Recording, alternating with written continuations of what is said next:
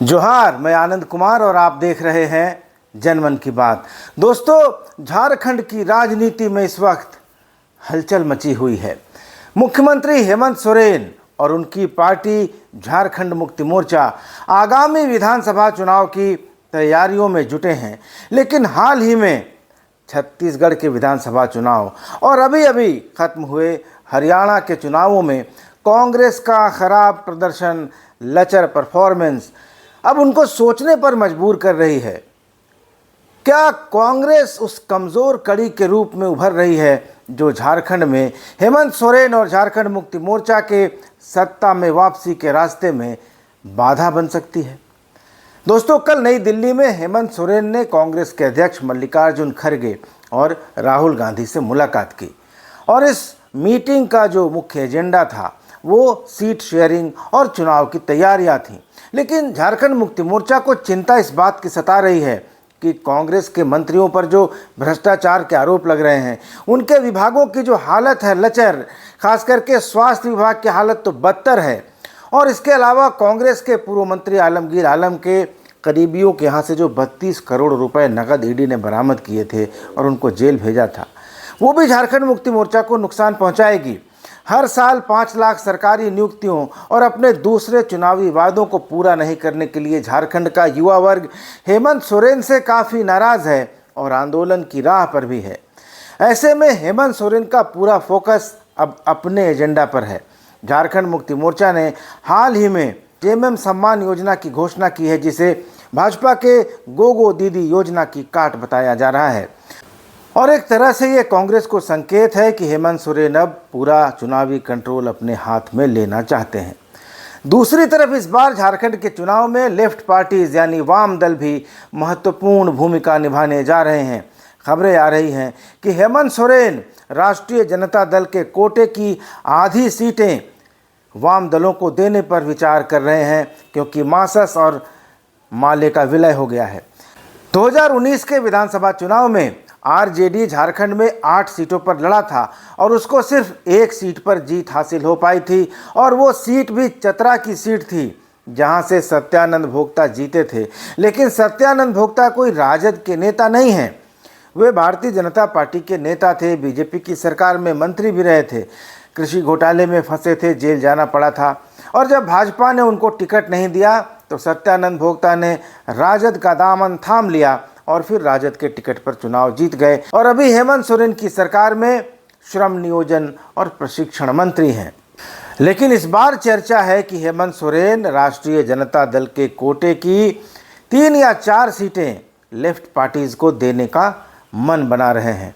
तो इससे साफ है कि हेमंत सोरेन एक एक सीट को नाप कर चल रहे हैं, किसी सीट पर हार का जोखिम नहीं लेना चाहते और सिर्फ चुनाव लड़ने के लिए सीटें देना नहीं चाहते। और ऐसा इसलिए क्योंकि वे चाहते हैं कि गैर भाजपा या गैर एनडीए वोटों का बिखराव ना हो, बंटवारा ना हो। हालांकि राजद तो 22 सीटों पर दावा ठोक रहा है दोस्तों, लेकिन पिछली हालत जो उसकी थी उसको देखते हुए हेमंत सोरेन उसकी इस मांग पर गौर भी करेंगे, नज़र भी दौड़ाएंगे, ऐसा लगता नहीं है। हालांकि अगर आरजेडी अलायंस से अलग होकर चुनाव लड़ने का फैसला करता है तो वह कुछ सीटों पर इंडिया अलायंस के प्रत्याशियों को नुकसान ज़रूर पहुंचा सकता है। फिलहाल इंडिया अलायंस में जो संभावनाएं बनती दिखाई दे रही हैं, उसके अनुसार झारखंड मुक्ति मोर्चा इस बार 46 या 47 सीटों पर चुनाव लड़ सकता है। कांग्रेस इस बार 33 सीटें मांग रही है। कांग्रेस का कहना है कि पिछली बार जेवीएम के टिकट पर जीते प्रदीप यादव और बंधु तिर्की उसमें शामिल हो गए थे। हालांकि मांडर जहां से बंधु तिर्की जीते थे वहां कांग्रेस चुनाव लड़ी थी, लेकिन मांडू की सीट पर भी दावा कर रही है कांग्रेस, जहां बीजेपी के विधायक जयप्रकाश भाई पटेल लोकसभा चुनाव के समय कांग्रेस में शामिल हो गए थे और उन्होंने लोकसभा का चुनाव लड़ा था। हालांकि वे चुनाव हार गए थे, लेकिन संभावना है कि इस बार कांग्रेस की सीटें भी कम की जाएंगी। हेमंत सोरेन और झारखंड मुक्ति मोर्चा की तरफ से कांग्रेस को 25 या 26 सीटें ऑफर की जा सकती हैं। दोस्तों, 2019 के चुनाव की बात करें तो झारखंड मुक्ति मोर्चा ने तब 43 सीटों पर चुनाव लड़ा था और 30 सीटें जीत ली थीं। यह एक बड़ा ज़बरदस्त परफॉर्मेंस था। हेमंत सोरेन की लहर पर सवार होकर कांग्रेस, जो कि 31 सीटों पर चुनाव लड़ी थी, उसने भी 16 सीटें जीत ली थी। जेएमएम, कांग्रेस और आरजेडी के अलायंस ने 35.35% वोट शेयर हासिल किए और 47 सीटें उसके हाथ लगीं, जबकि भाजपा को 33.37% वोट मिले, लेकिन सीटें उसके हाथ लगी सिर्फ 25, यानी भाजपा को सिर्फ 2% या 2% से भी कम वोट इंडिया अलायंस की तुलना में मिले, लेकिन महागठबंधन के मुकाबले उसको 22 सीटें कम आई। दिलचस्प बात यह है कि भाजपा और आजसू दोनों का वोट परसेंटेज तो बढ़ गया, लेकिन सीटें घट गईं और इसका कारण यह था कि करीब 1 दर्जन सीटों पर भाजपा और आजसू के प्रत्याशियों ने आपस में लड़कर अपना काम खराब कर लिया था। दोस्तों, झारखंड में हमने बड़े प्रयोग देखे हैं।